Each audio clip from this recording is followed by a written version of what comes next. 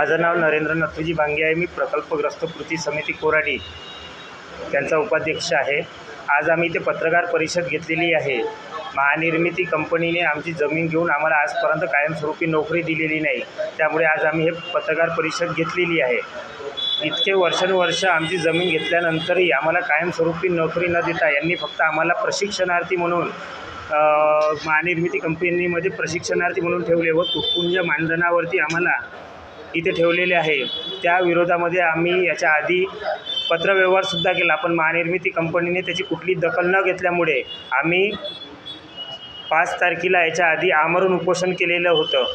पण उपोषण केल्यानंतरही महानिर्मिती कंपनीने त्याची दखल न घेता आम्हाला वाऱ्यावरती सोडून दिलं, म्हणून आमच्यावरती पुन्हा आमरण उपोषण करण्याची परिस्थिती आलेली आहे।